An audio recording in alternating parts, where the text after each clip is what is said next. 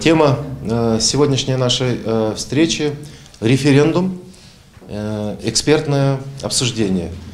Мы все понимаем, насколько это важное событие, потому что происходит оно, в принципе, не так часто, но, к сожалению, получается, что все референдумы так или иначе связаны с Конституцией. Я думаю, мы и на это ответим вопрос, почему у нас не происходит референдумов вообще под другим вопросом, да? А таких вопросов и проблем очень много, но почему-то все зацикливается к Конституции.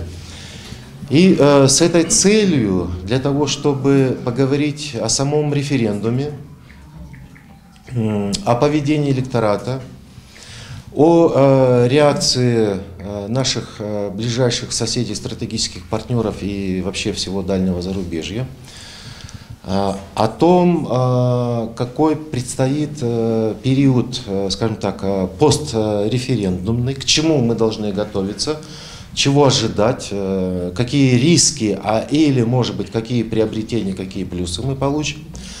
После 11 декабря вот к этому разговору мы пригласили наших уважаемых спикеров. Я начну представлять их по порядку.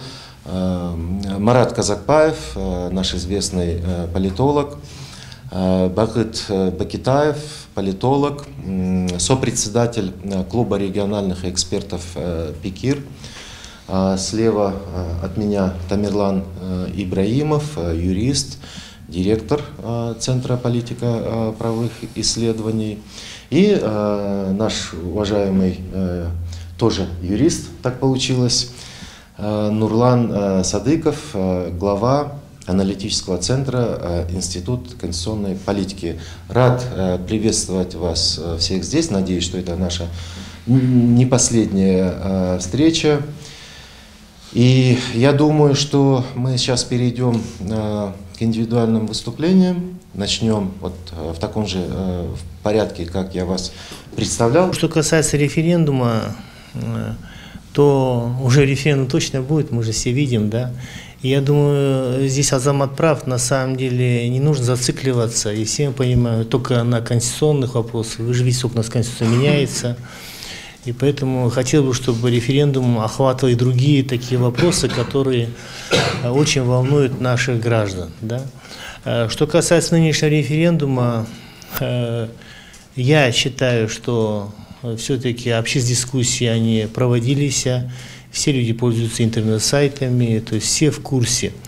Может быть, определенная часть наших граждан конкретно до сих пор не были донесены, какие вот конкретные изменения по статьям, но я считаю, это особо не надо. Все понимают, в принципе, что это касается конкретных изменений в Конституции, не самой Конституции, и поэтому граждане будут активны, за референдум или против. И очень хорошо, что до настоящего времени были очень жаркие дискуссии среди экспертного сообщества, среди журналистов. Журналисты это хорошо доносили и самих граждан. Поэтому мне кажется, это хорошо, что все-таки... Почему референдум хорош? Потому что граждане непосредственно сами сделают выбор, да или нет. Ну, моя позиция, естественно, я за поправки Конституции. Почему? Я просто вкратце скажу, как бы не агитирую то. Это мне прежде всего очень важно именно системе разделения власти. На самом деле, если даже просто обывательски посмотреть, мы же видим, что самая основная проблема – это проблема экономики. Честно говоря, от экономики почти ничего не осталось, есть экономические сектора, и правительство пытается с этим справляться. Но здесь, конечно, есть искусственного характера препятствия. Препятствием является все-таки парламент, я считаю, да, потому что просто если посмотреть, то постоянная смена премьеров, ни один человек не справится в этих условиях. Нужно, конечно, дать хотя бы срок, минимум 2 года, а так премьер не выживает практически даже год, я считаю, да. То есть есть различные политические игры, интриги со стороны парламента. Это первый вопрос. И второе, конечно, то, что можно приветствовать то, что на самом деле президент отдает большую часть полномочий на самом деле парламенту и оттуда и правительству, с тем, чтобы они конструктивно работали. Это очень важно, я считаю, потому что Все до этого исторические референдумы у нас касались непосредственно продления президента полномочий, усиления. И мне кажется, то, что говорят противники, что будет какая-то узурпация, президент переоденется в шкуру вице-премьер-министра и так далее. Но он же 100 раз уже сказал неоднократно, что этого не будет. Он уходит, даже он отказывается от операции преемники и так далее.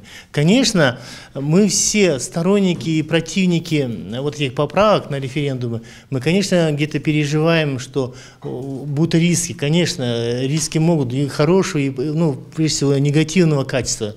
Не хотелось бы этого все-таки. И я считаю, что именно в системе разделения властей нужен порядок, упорядочить. То есть нельзя так, в 2010 году, там есть многие хорошие места. Получается так, что противопарламентская, а на самом деле все решает администрация президента, президентская команда. И то, что президент заявляет, что этого не будет, и последующий президент не будет с такими полномочиями, и он не повернет вспять эти процессы, это очень важно, я считаю. Поэтому, мне кажется, такие моменты, как узурпация власти президента, он сам это заявляет, и уже неоднократно говорил, и мы это видим, он от этого отходит, и поэтому президент, мы идем, что хотим быть чисто парламентской, европейской страной. Конечно, по натуре это очень сложно, но формат, мне кажется, заявления это очень важно. Еще дальше? Да, и поэтому лично моя позиция с той стороны, прежде всего, это изменение реформы в системе разделения власти. Это, конечно, хотелось бы и другие вопросы. Что это повлечет за собой новую судебную реформу. Все-таки реформа, она идет, вот юристы видят, что все-таки суды более-менее стали чище работать, кадры очищаются. Но проблема, конечно, есть и коррупция и так далее, это безусловно. Поэтому нужна решительная реформа, как она будет.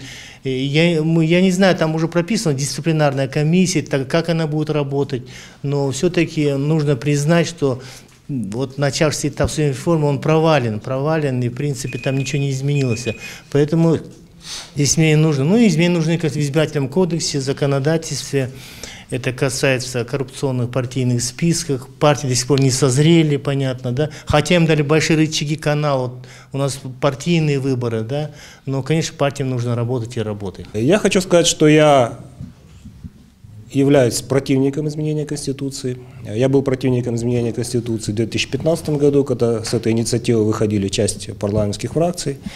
Я продолжаю оставаться противником изменения Конституции и сегодня. Да, будет референдум, да, он уже назначен. Как любой гражданин я пойду и сделаю свой выбор на этом референдуме. Но я хочу объяснить, почему я являюсь противником изменения Конституции. Потому что, на мой взгляд, те изменения, которые предлагаются сегодня, они, по сути, ничего не дают.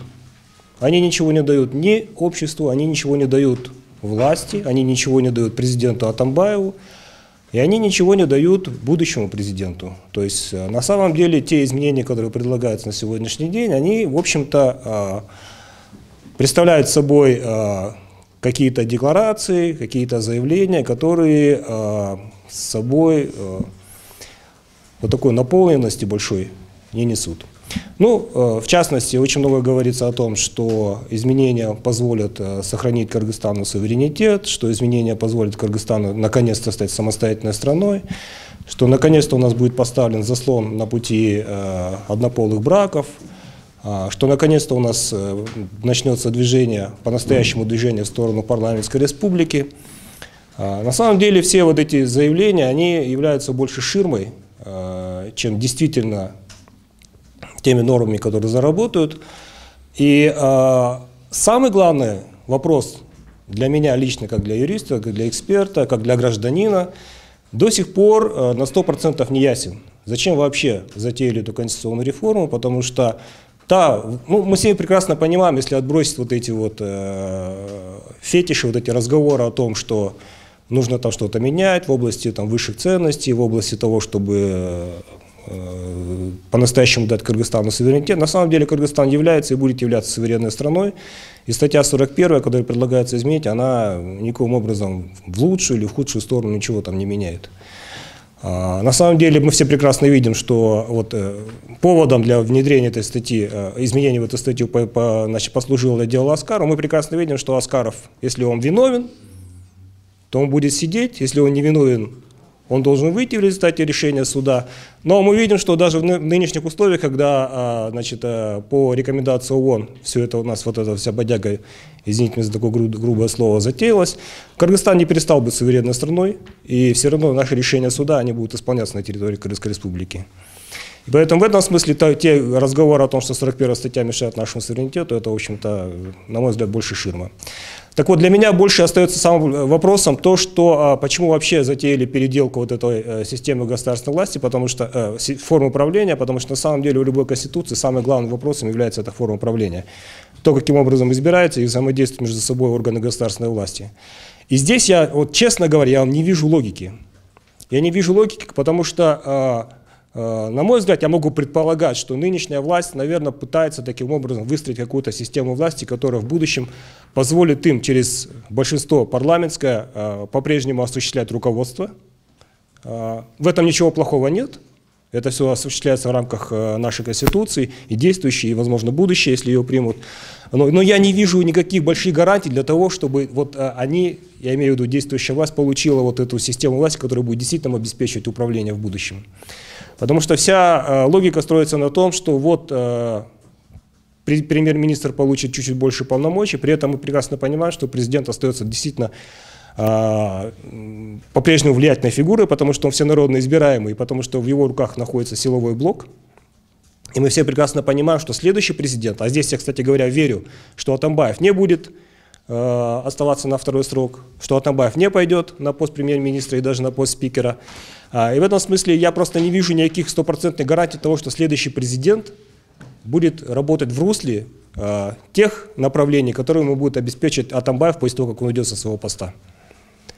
Потому что мы прекрасно понимаем, что самым главным рычагом воздействия на парламент и наших депутатов и вообще в целом на власть это является силовой блок. У кого в руках силовой блок, то есть это спецслужбы, Генеральная прокуратура, тот, в принципе, определяет политику в наших условиях. Потому что наша политическая элита, мы прекрасно знаем, очень сильно коррумпирована, и в этом смысле их очень легко посадить на крючок и, значит, заставлять делать то, что они хотят делать, то, что власть хочет делать. Поэтому я думаю, что если эта конституция будет изменена в том русле, как это закладывается сейчас, то действующую власть в ближайшее время после референдума постигнет очень глубокое разочарование в том плане, что эта система, на мой взгляд, вряд ли будет работать. И поэтому для меня до сих пор остается самым большим вопросом сама логика вот этой конституционной реформы, потому что она мало что дает народу, она мало что дает власти, она мало что дает президенту после того, как он уйдет со своего поста. Спасибо. На карте стоит судьба страны, судьба народа, миллионы людей различного толка, различного понятия.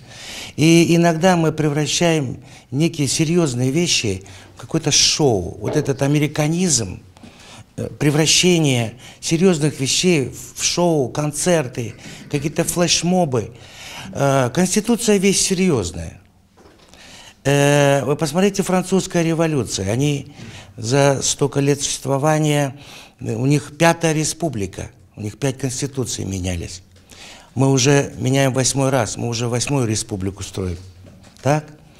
И все из-за чего? Мне кажется, что все-таки каждая нация, каждая страна, она имеет свою ментальность. И нужно каким-то образом возвращаться к истокам.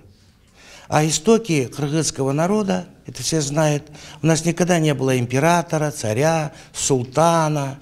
Там. Мы жили курултаями, руководители родов собирались, решали вопросы мира и войны.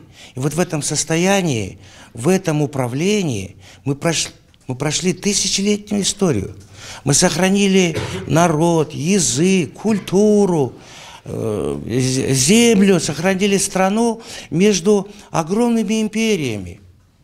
Маленькая страна, только благодаря тому, что все-таки парламентаризм, как говорил Дорабек Садырбаев Доке, наш народный философ, все-таки мы до Европы изобрели парламентаризм, и мы вот в этом состоянии дошли до коммунистических времен. Ну, естественно, там Компартия задавила всех, естественно, мы жили по коммунистическим мотивам, но После развала Советского Союза наш народ, наше общество, наши политики ищут выход. И вы видите, как тяжело. Мы потеряли 2 президентов практически. Мы меняли Конституцию. И если вот этот вот исследовать сам генезис референдумов наших, то вот этот закон диалектики, когда количество переходит в качество, оно сейчас показывает. Вот те референдумы, которые были, после них президенты оставались. Они заходили еще дальше в болото. Они оставались служить дальше народу, но у них не получалось. Они не понимали, что нужно возвращаться к истокам. Вы помните Акаев, первый год, как хорошо работал, до изменения Конституции, потому что 93-го года Конституция – это очень парламентская Конституция. Далее, вы помните, Бакиев, как хорошо начал поднимать экономику в течение года, то потом изменил Конституцию, опа, и залез в болото. Это все советники ихние насоветовали. И поэтому на этот раз этот референдум, он по-другому, его фишка в другом. Президент Атамбаев неоднократно уже говорит, у него уже, по-моему, мозоли на языке от того, что он уходит, что он не будет президентом, что он не будет премьер-министром. Нет, вот нужно. Ну, я понимаю, что у нас есть конструктивная оппозиция, системная, она находится в парламенте. Многие прикрываются этим высоким словом «оппозиция». Есть просто политические хулиганы, которые так себе покрасоваться хотят или ничего дальше своего носа не видят. И это тоже нужно в обществе, все должны быть. И за это их тоже нужно похвалить. И вот этот вот их декабризм, их пафосный героизм, что они сейчас вырвут сердце ради народа. Народ, не голосуйте за Конституцию, завтра вас всех посадят. Вот этим на этой мякине уже наш народ не взять. У нас в народе сейчас такие эксперты есть. Среди народа у нас живут бывших 26 премьер-министров, среди них живут бывших около 1000 министров, около 1000 замминистров, спикеров там, кого только нет у нас в народе. У нас очень высокая гражданская IQ у Кыргызстана, несравнимо с другими странами. И я думаю, что мы идем на правильном пути. И сегодня ваш вот этот вот формат мне понравился, что здесь можно искать истину. Я хотел бы сказать, что существует определенный миф, когда говорят, что изменения в Конституцию, они связаны с уменьшением власти президента, с увеличением власти правительства. Ну, в какой-то части действительно правительство, может быть, усиляется. Вы знаете, что вводится такой механизм, как премьер-министр может совмещать теперь мандат и депутата, и премьер-министра, но как это будет выглядеть на практике, потому что премьер-министр приходит в зал заседаний парламента и начинает своим мандатом депутата уже голосовать за те или иные проекты. Можно было бы прописать, что он сохраняет возможность восстановиться депутатом, но как можно совмещать 2 мандата и в парламенте, и в правительстве. Ну а то, что касается института президентства, вот сейчас уже сказали о том, что за президентом остается очень сильное влияние. Он оставляет за собой право назначения фактически не только председателя ГКМБ, но и председателя министра обороны. Поэтому в данном случае я бы не сказал, что президент у нас будет ослабляться. И очень, если посмотреть в перспективу, то через год у нас будут выборы президента. И кто же этот будет человек? Ну, представьте себе ситуацию, если пришел к власти человек неустойчивый, да? Неустойчивый, и в руках у него будут такие очень важные вопросы, как национальная безопасность и оборона страны. Я, например, у меня вызывает очень большие сомнения вот такое распределение власти.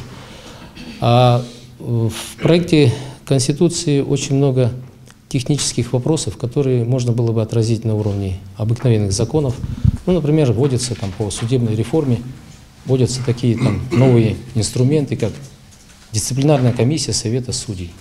Но кто мешает это в законе прописать? Дисциплинарная комиссия. Зачем перегружать текст Конституции, да? Более того, там Совет судей лишается некоторых каких-то полномочий. То есть есть несуразная, нестыковка в некоторых вопросах вот, по судебной власти. То, что президент, например, сейчас будет возглавлять частично, институт президента будет возглавлять дисциплинарную комиссию, да? То есть на треть формируется от президента, на треть от парламента и совета судей. Каким образом эта конфигурация сыграет свою роль, мы не знаем. Но мы знаем точно, что влияние президента на судебную власть до 2010 года оказалось катастрофическим. Народ не мог согласиться с такой коррумпированной судебной властью, и это привело к социальному взрыву. Поэтому я считаю, что 11 декабря на выборах у нас будет еще шанс подумать очень хорошо, и избрав депутатов Бишкекского городского кенеша, мы все-таки очень хорошо должны задуматься, к чему приведет изменение Конституции.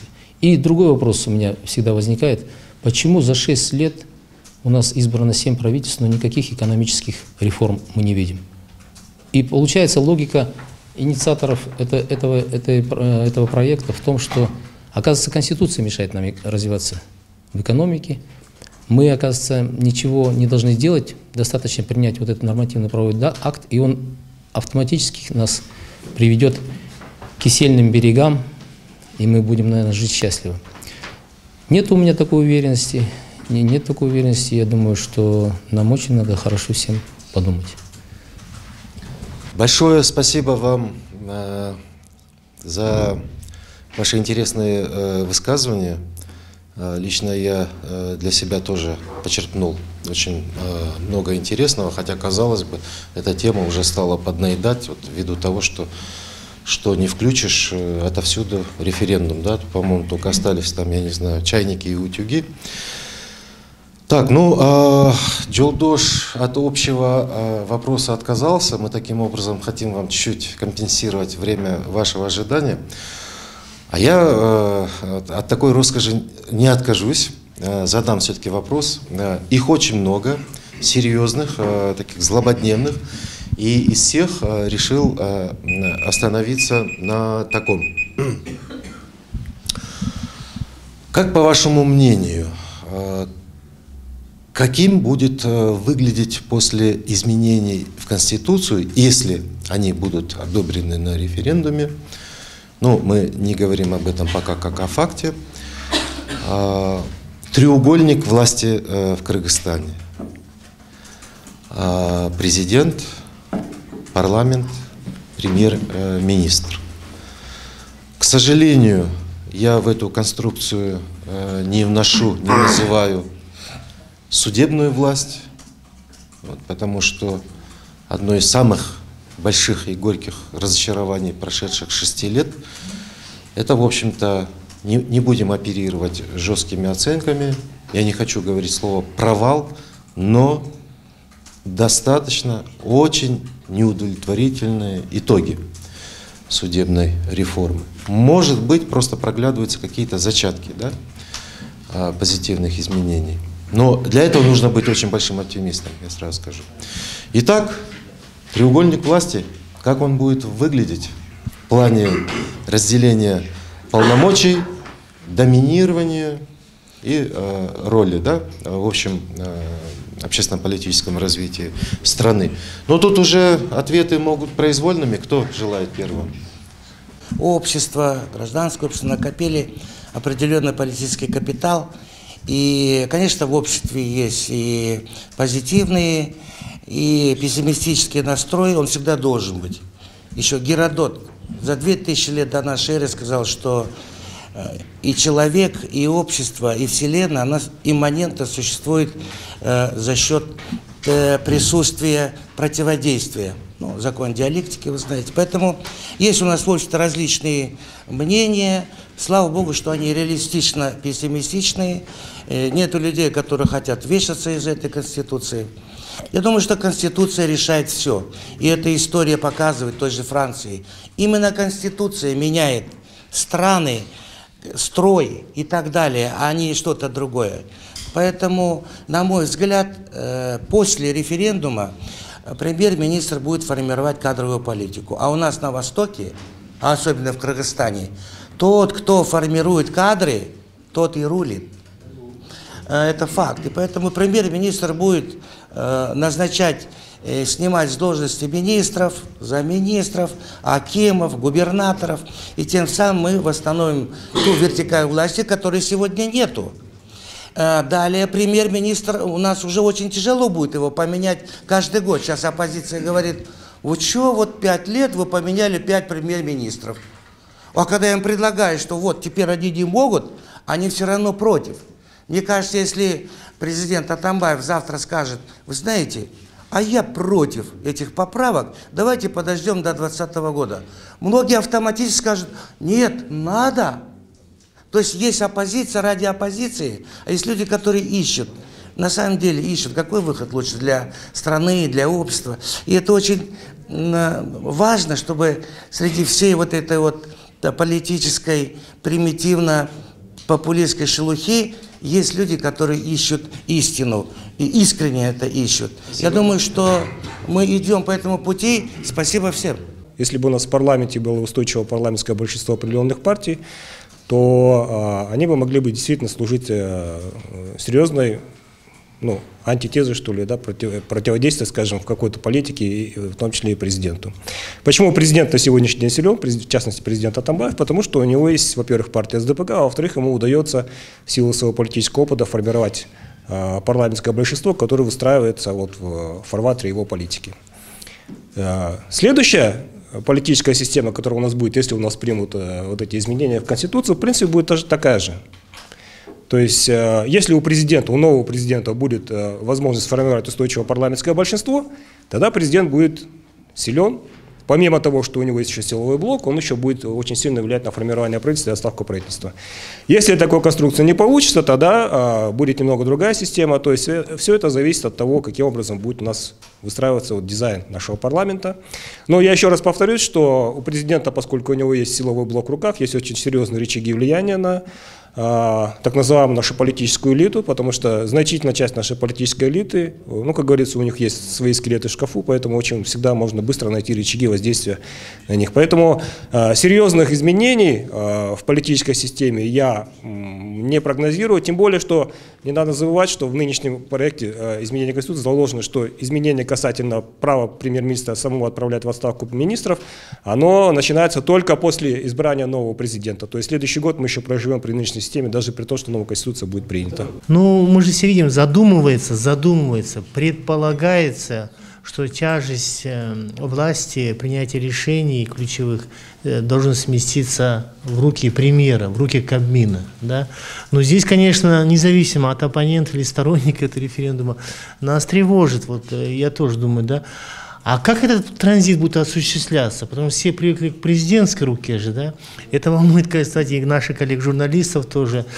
Я вот считаю так, Нурлан Баги правильно, мне тоже это в этом плане, чтобы подлинно транзит перешел, и люди поверили, что теперь вместо президента светится лицо премьера, и он на самом деле четко сидит и устойчиво, то здесь, конечно, нужно передавать весь силовой аппарат. Я считаю, это на самом деле будет плохо, если новому президенту остается силовая структура. Тогда нужно быть честным до конца. Вот в этом плане я считаю, что если мы отдаем тяжесть центра власти премьер-министру, да, то пусть он назначает до конца. Это касается Минобороны, Генпрокурора и так далее. То есть в этом суть чисто парламентская европейская система, да. Президент должен быть на самом деле символичным и так далее, да. То есть здесь это как бы эти дискуссии остаются, я считаю, да. Но сейчас мы видим, что на самом деле инициаторы этих поправок да, они хотят, чтобы это предполагается, это видим, что ценная часть. Я в этом смысле, как гражданская позиция, я поддерживаю, потому что нужно поднимать экономику, что-то делать с экономической сферой, и здесь отвечает только Кабмин, да. Очень важно парламенту осознать, что на сегодняшний день президентская власть обладает достаточно большим, широким спектром рудиментов бывшей президентской власти. Что такое рудименты? Рудименты – это бывшие функции, которые принадлежали, значит, Институту президентства до 2010 года, но почему-то до сегодняшнего времени остаются именно в компетенции президента. Ну, об этом уже многие говорили, наверное. Я хочу еще раз напомнить. Такие вопросы, например, как проведение деклараций, да, проводится государственных служащих, проводится органом, уполномоченным органом при президенте. Да. Вопросы религии, да, находятся в ведении президента, хотя, по сути, это правительство должно управлять этим вопросом.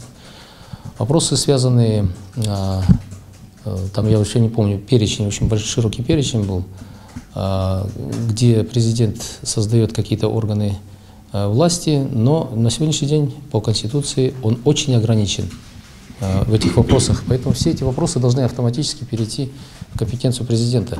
И большая роль, компетенцию правительства. Большая роль в этом смысле, вот в этом переходном периоде, когда президент уже начинает слабеть, может быть, в какой-то мере, он уже уходящий год, вот, президент уже не будет, наверное, таким делать каких-то резких, каких-то политических шагов. Поэтому на этом этапе парламент, наверное, должен обладать определенной ответственностью и взять на себя ответственность, вот, почистить вот этот весь массив законодательства, который бы устранял бы вот эти рудименты бывшей президентской власти. Поэтому я считаю, что если парламент ощутит эту историческую какую-то возможность и ответственность, то он должен этим заняться. 25 минут, да, вот я засекаю для вопросов-ответов, ну, вопросов из зала, конечно, только. Есть желающие? Да, пожалуйста. Вот, я, Боязов Марат, я хотел бы задать вопрос представителю группы против измены Конституции, это Мирлану Ибраимову. У него прозвучала мысль, что референдум мало что дает, да, то есть ничего не изменяет для оппозиции. А вот я хотел бы, чтобы он попробовал развить эту мысль. Что значит пустые усилия, то есть кроме мобилизации общества, вот, если рассматривать вот данный процесс, это несколько раз прозвучало, что это некий четвертьфинал президентских выборов 2017 года. Все-таки вот сфокусироваться в рамках этого процесса. Я понял, Марат, спасибо. Попробовать прощупать, а в чем выигрыш каждой стороны и проигрыш. Что касается выгод или минусов от этого референдума, я вот вообще стараюсь найти логику в каких-то действиях. Скажем так, те 8 референдумов, которые были у нас раньше по изменению Конституции, очень многие мне не нравились, но я там видел логику. Логика была очень простая. Президент пытался укрепить свои президентские полномочия, то есть шло вот в сторону авторитаризма, движения. То есть понятно, что я против, но логика четко видна. В этом референдуме вот такая логика, она явно не просматривается, потому что мы не видим здесь укрепления серьезного какого-то президентских полномочий. Это действительно так, о чем говорит президент Атамбаев. Но мы не видим здесь движения такого ясного, четкого в сторону парламентаризма, потому что если мы хотим двигаться в сторону чисто парламентской республики, тогда нужно делать президента избираемым парламентом, тогда нужно действительно все полномочия передавать правительству. Здесь этого не происходит.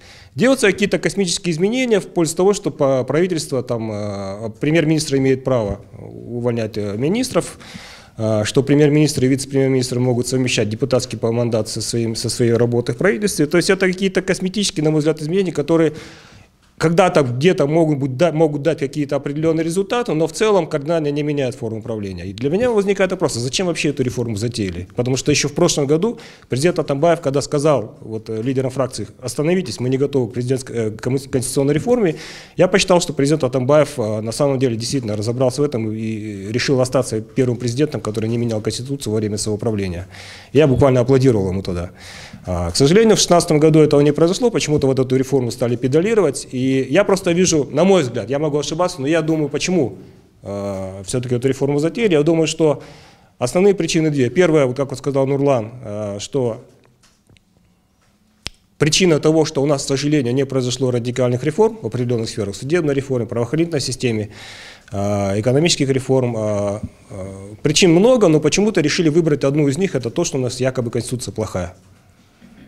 И вот предполагается, что поменяем Конституцию, у нас наконец пойдут реформы. Я очень сильно сомневаюсь, потому что для проведения реформ нужно четкое понимание, политическая воля, смелость определенная для того, чтобы проводить. Если за предыдущие 5-6 лет этого не произошло после 2010 года, то у меня большие сомнения, что за последний год президентства Атамбаева эти реформы будут осуществлены очень успешно и быстро. Тем более для этого просто времени нет. Но, конечно, жизнь может по-разному у нас, как говорится, пойти, но я думаю, что вот это глубокое разочарование, что эта система не сработает, скажем, через год-полтора она придет к тем, кто затеял эту конституционную реформу. Надо нам уходить от идеалистических, таких вот сказочных каких-то вот мечтаний, скажем, да. Вы посмотрите, говорят, что они изменили Конституцию Японии. Там тоже много умных юристов, докторов, все и так далее. Но его генерал МакАртур дал указание 2 офицерам, сказал, что утром придет император, он будет подписывать капитуляцию, напишите им Конституцию. Так вот, в Конституции Японии нету ни одного мнения, ни одного умного японца, раз, и нету ни одного голоса японца, 2. И они уже 60 лет живут в 10 раз лучше, чем мы. Далее, говорят, не изменяли Конституцию, сказки это все. Томас Джефферсон в декларации своей писал, что все граждане Америки равны, запятая, кроме негров. И представьте себе, что нельзя было ее трогать, это святая корова, и до сих пор эта запятая бы там стояла. Они убрали запятую и поставили точку. И поэтому мне бы хотелось реалистичной политики. Я понимаю вас тоже, я тоже понимаю вас. Мы еще с 2010 года, еще Равшан Джеймбеков тогда нас собирал и предлагал 100% парламентскую, в чем он был и прав. И в 2010 году надо было дать 100% парламентскую страну. Страна была готова, мы обожглись от 2 президентов, на 2 грабли наступили. Однако эта конституция стала какая-то полупрезидентская, непонятно. Вот. И поэтому сейчас она и страдает, эта конституция. Конечно, эта конституция сделала много чего нам дала, конечно, но стремление к новому, стремление к прогрессу, стремление к каким-то изменениям, оно всегда двигало человечеством. И особенно нашим обществом. Поэтому я все-таки склоняюсь к тому, что надо пробовать, надо испытывать, надо не остановиться на этом и сказать, все, это Конституцию написали, все, через 1000 лет мы его поменяем. Библию поменяли. Святого Иоанна, папа Бенедикт XVI, простите, но наша Конституция не Библия.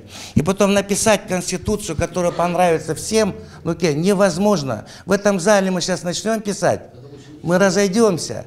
Но поэтому есть глобальные моменты в юриспруденции, которые принимаются таким образом. Референдум проводится в духе старых времен, таких авторитарных времен. Вы знаете, что нам предлагают сейчас проголосовать за несколько десятков поправок в Конституцию. Но я хотел привести буквально недавно исторический пример. Швейцария провела референдум по социальным вопросам, да? Дать ли всем гражданам 2000 евро зарплату? Такой был один вопрос, конкретный. Народ сказал нет, нам это невыгодно, поскольку это будет связано с кризисом в экономике. Почему нам никогда не предлагают ответить конкретно на один вопрос? Да или нет? Как мы можем за такой большой блок вопросов сказать да или нет? Я в чем-то согласен здесь, в чем-то я здесь не согласен. И так каждый из вас, каждый из человек. То есть, опять-таки, мы идем по пути этих авторитарных традиций. Мы живем уже 6 лет в новом, казалось бы, государстве, но все эти традиции, к сожалению, еще оставляют иметь место. И сейчас нам предлагается еще в переходных положениях к этому закону. Я еще бы хотел отметить, что Конституция, статья 114, говорит о том, что закон о референдуме, закон о внесении изменений в Конституцию может быть вынесен на референдум. Закон написано. Не написано проект закона. Здесь сейчас у нас проект закона о внесении изменений в Конституцию вносится на референдум. То есть посмотрите, какая разница. Конституция говорит одно, а здесь у нас закамуфлировано делается совершенно другое. Ну, да, действительно, на референдуме вносится закон о референдуме, как такой, но в этом референдуме, в этом законе, в тексте написано, предлагается проект закона о изменении в Конституцию. То есть опять-таки нас пытаются каким-то образом юридически какой-то создать конфликт. Я считаю, что вот это неправильное юридическое прописание, да, вот таких норм, это послужит в дальнейшем послужит, наверное, спором, возможно, в Конституционной палате. Еще хотел бы отметить, что в переходных положениях существует такая норма, она связана с уголовной ответственностью там, лиц, которые работали по проекту Кумтор. Но это вообще нонсенс, потому что закон никогда не может называть, в законе не могут называться конкретные лица. Потому что закон носит неопределенный правовой характер. Он не может распространяться, даже намекнуть не может, кто это должен, кто это лицо может быть. А здесь заведомо нам говорят, все лица, которые работали по проекту Кумтор, сейчас будут подлежать уголовной ответственности. Это вообще правовой, это как сказать, ну, я не знаю, не хочу слово резко говорить, но это абсурд. Так не пишут текст вообще законов. Закон должен просто сказать, что в случае нарушения уголовного закона все подлежат ответственности. Вот и все. Но ни в коем случае не писать Кумтор. Но давайте тогда в следующий раз мы пропишем все, кто работал там в конкретном в Джеруи, те, кто работал там в Сукулукской райадминистрации, да, подлежат ответственности, да, или там в мэрии города Бишкек подлежат. Ну это вообще нонсенс. Я считаю, вообще, ну и у нас активное это демократическое политическое поле, да, есть сторонники, есть противники, чего угодно.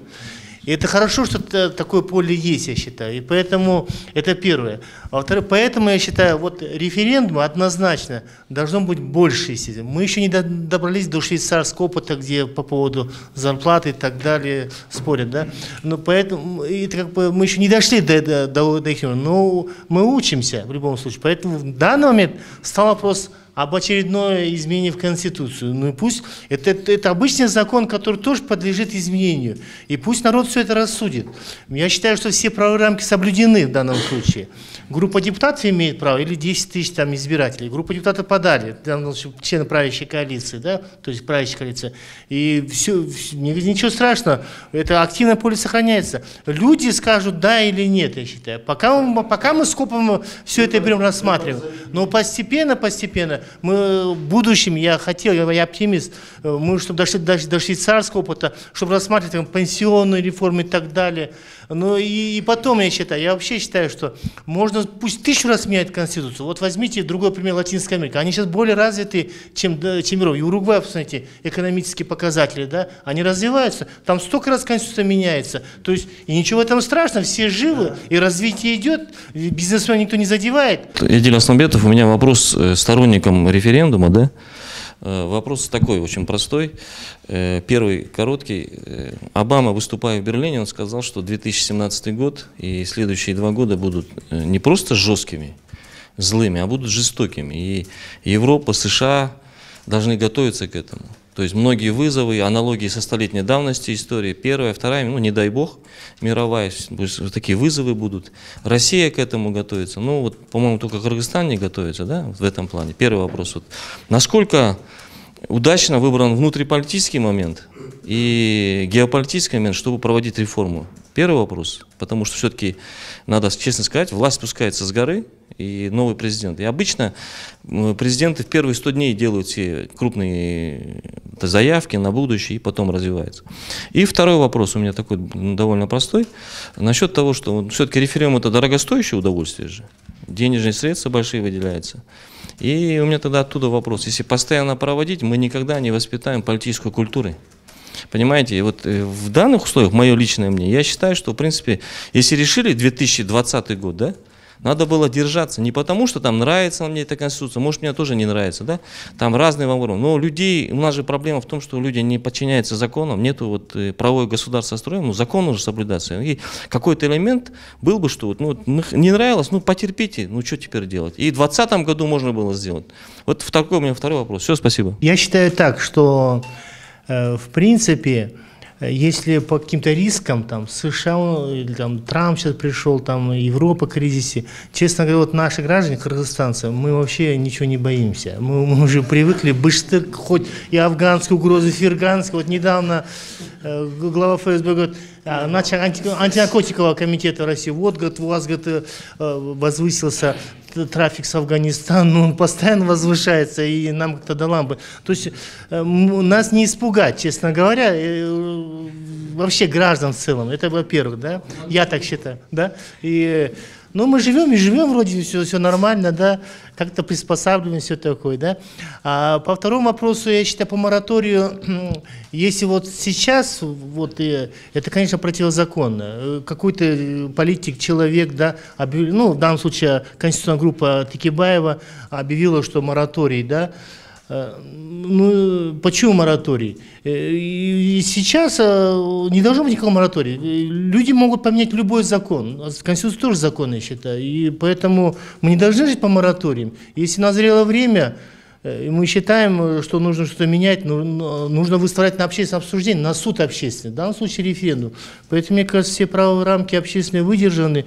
Граждане придут и проголосуют, как они считают уже. Но самое главное сегодня то, что на самом деле у нас есть дуализм, то есть сторонники, противники. Давайте спорить, я считаю, вот на таком поле, и никому не зажимать рты, это самое главное. Народ сказал 2020 год, народ скажет и еще раз, или 20-й, или... Пусть народ говорит, а не кто-то. Вот это нельзя, какая-то часть политэлиты не разрешает народу задать вопрос.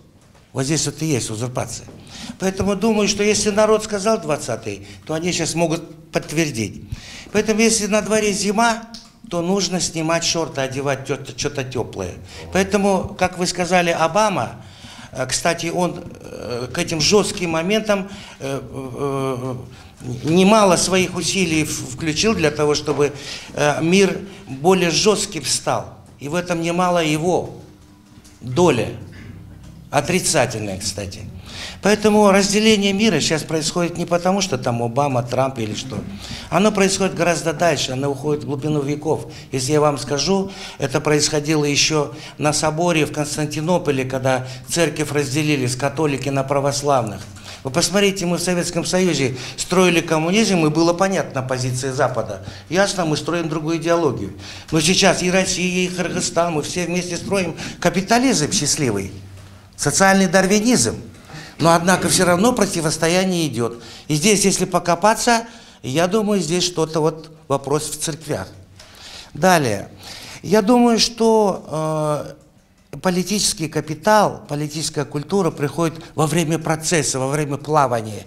А если вы запретите проводить референдум раз в 100 лет, вот такой и политический культура у вас и будет.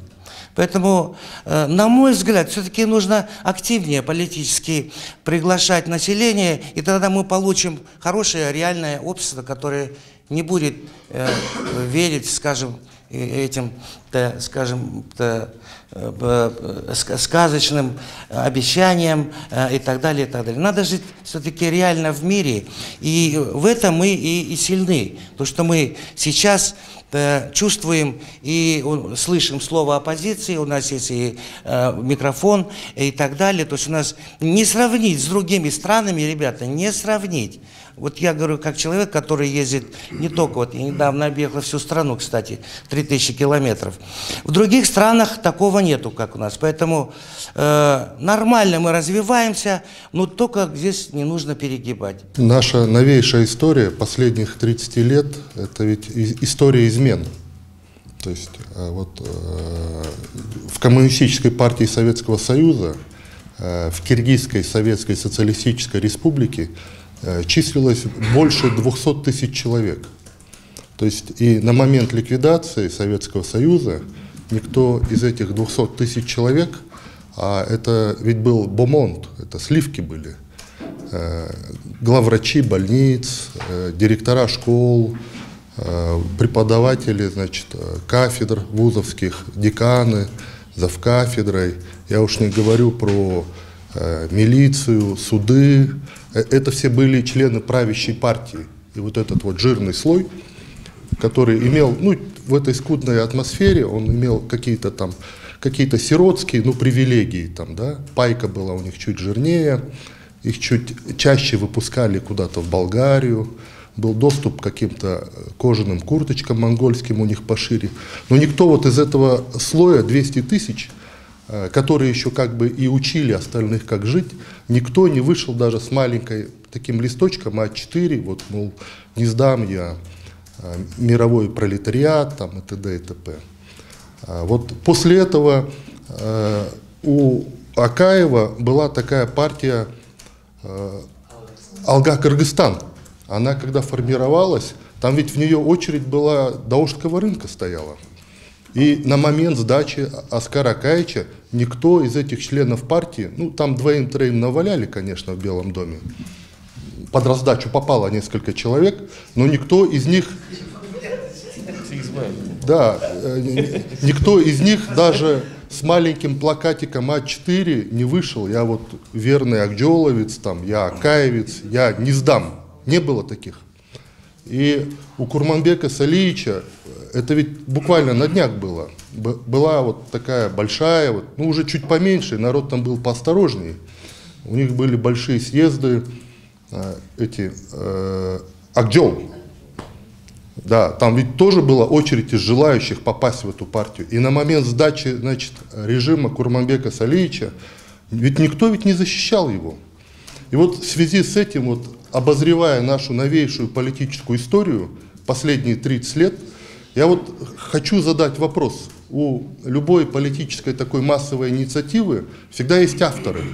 Ну, например, там, поправка Джексона Веника, или список Магнитского, или закон Димы Яковлева.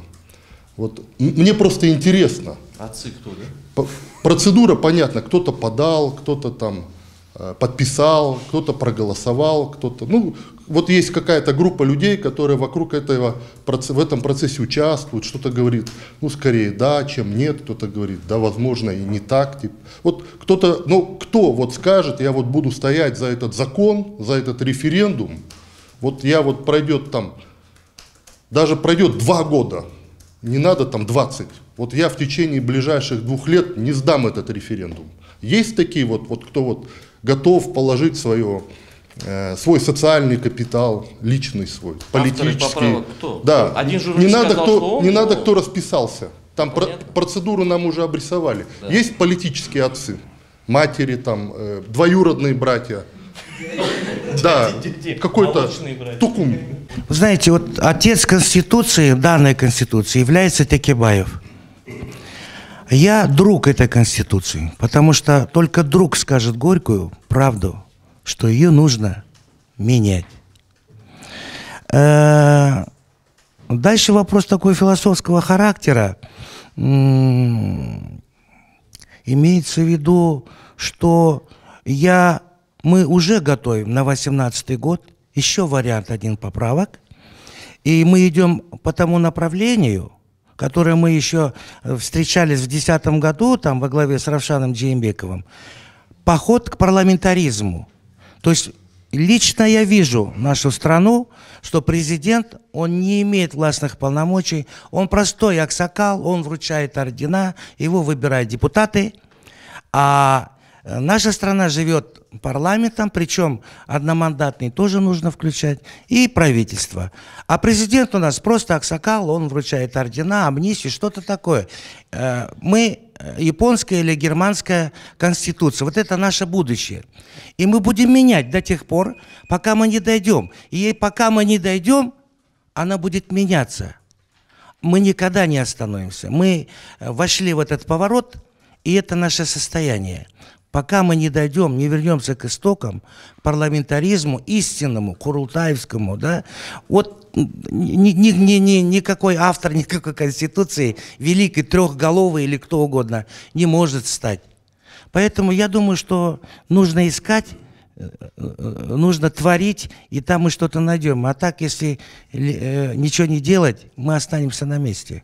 Я был, остаюсь и буду сторонником стабильности Конституции, поэтому я считаю, что вот этот порочный круг, когда мы говорим о том, что мы Конституцию сейчас немножко поменяем, на следующий год еще немножко поменяем, через 2 года еще немножко поменяем, и так постепенно мы придем к парламентаризму. На самом деле, если есть четкое понимание того, что мы должны идти к парламентаризму, нужно проводить такой референдум и переходить полностью к парламентаризму. Если этого четкого понимания нет, то нужно Конституцию вообще не трогать. Это первое. Второе, мы прекрасно понимаем, что любая форма управления имеет свои плюсы и минусы, и в том числе парламентаризм тоже имеет свои большие минусы. И в наших условиях полностью чистый, 100% парламентаризм, вот на мой личный взгляд, не является самой лучшей формой управления, потому что чистый 100% парламентаризм в наших условиях приведет к полному олигархическому. Мы сейчас имеем олигархический парламент, а так мы получим полностью олигархическое правление, потому что наша политическая элита на сегодняшний день еще не готова по своим моральным качествам и по другим своим качествам для того, чтобы переходить полностью к чистому 100% парламентаризму. И последнее, да, вот мы говорим, американская конституция, на которую мы все время ссылаемся, 27 поправок за 200 лет, ну 27 поправок за 200 лет это нормально, я считаю, тем более, что каждая поправка, она выверена там десятилетиями, они к ней шли, там, это биль о правах, там, и такие вещи, которые касаются свободы слова. У нас не то, что 27 поправок за 200 лет, у нас вот на сегодняшнем референдуме уже за 2-3 месяца мы якобы обсудили все это дело, причем 2-3 раза менялся проект Конституции, то есть у людей вообще голова закружилась, у нас, по-моему, около 30 там поправок, не помнишь там, да, что-то вокруг этого. То есть, а если учесть наши 8 предыдущих референдумов, то есть мы все прекрасно понимаем, что дело-то на самом деле не в Конституции. То есть Конституция очень важна, да, она создает фундамент, но здесь очень важно на сегодняшний день это все-таки стабильность с нашей Конституцией. Конституция не тот документ, который нужно менять полгода или каждый год. Конституция – это документ, который, конечно, не является Библией, здесь с вами я согласен, конечно, это не священная корова, но если уж и менять это, нужно действительно так обсуждать, это нужно действительно знать, куда идти. А так вот мы сейчас поменяем, завтра там другие вот в парламенте сидят лидеры фракции, говорят, это только первый шаг, оказывается, через год мы еще будем менять. А я уже слышу там от некоторых политических лидеров, нам только прийти к власти, а там мы опять поменяем Конституцию. Но это вы понимаете, к чему приведет? Полностью вакханалия и бардак. Поэтому вот такой правовой подход, конституционалистский подход, на мой взгляд, все-таки должен постепенно превалировать в наших умах, и мы должны понимать ценность самой Конституции. А вот если Нурлан приводил пример Израиля, они тоже после того, как организовался государство Израиль, очень долго обсуждали, какую Конституцию себе принять. 3 года они создавали конституционное совещание, спорили, не пришли к мнению к единому. И оставили так, как все есть. То есть у них нет Конституции. Консенсус. Понимаете? То есть отсутствие консенсуса – это есть один из важных оснований для того, чтобы все-таки оставить все как есть. Конституцию нужно принимать только когда есть существенный общественный консенсус. Если этого не происходит, то мы завтра же опять будем сталкиваться и на площадь выходить, и спорить по этому поводу. Поэтому здесь, вот, конечно, нужно очень осторожно подходить к этому вопросу. Летом нам сказали, что вот есть такой проект Конституции, 30 августа он поменялся.